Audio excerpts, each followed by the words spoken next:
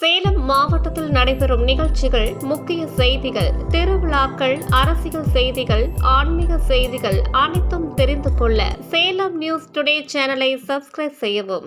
சேலம் குரங்கு சாவடி பகுதியில் அமைந்துள்ள ஸ்ரீ சாஸ்தா நகர் அருள்மிகு ஸ்ரீ ஐயப்பன் ஆசிரமத்தில் கோவில் நிர்வாக குழுவினர் தலைவர் நடராஜன், செயலாளர் சண்முகம், பொருளாளர் சரவண பெருமாள் ஆகியோர் செய்தியாளர்களை சந்தித்தனர். அப்போது அவர்கள் கூறியதாவது: இந்த ஆண்டு தமிழ் புத்தாண்டு சித்திரை 1/14/2025 அன்று நமது ஐயப்பன் ஆசிரமத்தில் இருக்கும் ஸ்ரீ ஐயப்ப சுவாமிக்கு சிறப்பான பூஜைகள் மற்றும் அலங்காரமும் நடைபெற உள்ளது. அது சமயம் பல வகையான பழங்கள் மற்றும் காய் வகைகளால் ஸ்ரீ ஐயப்பா ஆசிரமத்தையும் ஸ்ரீ ஐயப்ப சுவாமியையும் அலங்கரித்து தரிசனத்திற்கு ஏற்பாடு செய்யப்பட்டுள்ளது. ஐயப்ப சாமியின் திருப்பாதத்தில் வைத்த ₹1 நாணயம், லட்டு பிரசாதம் மற்றும் அன்னதானம் வழங்கப்படுகிறது.